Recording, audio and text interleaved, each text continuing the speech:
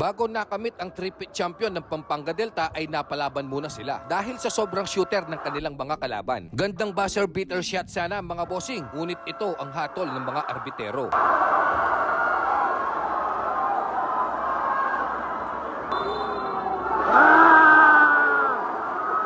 Sila ang Team Bulacan na nakaharap ng Pampanga Delta sa Kalaraa 2026 at pumukaw din sa aking atensyon ang kanilang coach na talaga namang nagbibigay ng payo at hindi inaayahan ang kabulastugan ng kanyang mga players upang sila ay mabigyan ng magandang leksyon at maturuan sa magandang asal inside and out of the court mga bossing. Kaya naman saludo ako sa iyo coach. Maganda ang panimula ng Team Bulacan sa finals game nila ng Pampanga Delta. Libunaw ang unang pumuntos sa 3-point area. Easy shot naman para kay Josh Liban. Kaya naman 5 straight points para sa Team Bulacan. Hadi Hussein na naman ang titikada ng bomba sa 3-point area at ito ay kanyang naipuntos. Wala akong masabi sa shooting ng Team Bulacan mga bossing dahil napaka-shooter nila. At itong si Hadi Hussein ay talagang mataas din ang IQ. Sumasalaksak at gumagamit ng Pinoy step upang siya makapuntos mga bossing. Kaya naman timeout ang itinawag ng Team Pampanga Delta upang maputol ang momentum ng Team Bulacan. Pero ang mga players ng Team Bulacan ay nanatiling dominante at focus sa laro. Kaya naman hindi sila mapigilan sa pagpuntos sa 3-point area. Kitang-kita naman mga bossing na talagang dihado sa tangkad ang mga players ng Bulacan sa Pampanga Delta. Kaya naman pinairal nila ang kanilang kakayahan sa shooting upang sila ay makadikit o mabigyan man lang ng magandang laban ang team ng Pampanga Delta. Iba din ang puso ng isang Josh Liban mga bossing dahil kahit ito ay dihado sa tangkad, laki ng katawan, ay nanatiling dominante at focus sa laro. Kaya naman hindi pwedeng ibasta-basta ang kanyang kakayahan sa larong kinahiligan. Malupit din ang Hernandez ng Team Bulacan mga bossing. Napakaganda ng kanyang galawan. Ngunit ito ay sadyang nagpadala lang sa emosyon kaya naman siya ay na-out of the game. I'm sorry mga bossing, out of the playing court pala ang hatol kay Hernandez. Ang ganda pa naman sana ng kanyang laro pero ewan ko ba sa kanya bakit siya nagpadala sa kanyang emosyon. Sa totoo lang mga bossing, nung nakausap ko ang mga players ng Pampanga Delta ay talagang humanga din sila sa shooting ng Team Bulacan. Napaka-shooter daw nila, talagang hindi nila pwedeng pabayaan sa outside dahil iba din daw ang puso ng Team Bulacan sa larong kinahiligan. Pero kahit nagpakawala na ng mga malulupit na shooting ang Team Bulacan ay talagang hindi pa rin ito umubra upang talunin nila ang Pampanga Delta. Kaya naman sa Kalaraa 2026 na naganap sa Dipakulaw Aurora ay first runner-up ang Bulacan at ang champion ang Pampanga Delta. Pero ganun pa man mga bossing, ibinibigay ko pa rin ang pagsaludo at paghanga ko sa Team Bulacan mga bossing. Kaya naman ang may papayo ko sa mga players ng Team Bulacan ay ipagpatuloy lang ang kanilang naumpisahan. Malay natin 5 years from now ay nasa malalaking liga na ito o nasa magandang universidad na mga bossing. Kaya naman good luck sa mga players ng Team Bulacan. At kung sakaling umabot ka naman sa parte ng bidyong to bossing, pwede ka bang mag-comment kung taga saan ka para naman alam ko hanggang saan lugar na padpad ang aking video. At kung gusto niyo namang lagi kayong updated sa mga video na aking ina-upload, huwag ninyong kalimutan ang mag-like, mag-follow sa aking official page at mag-share ng aking mga videos. Maraming salamat!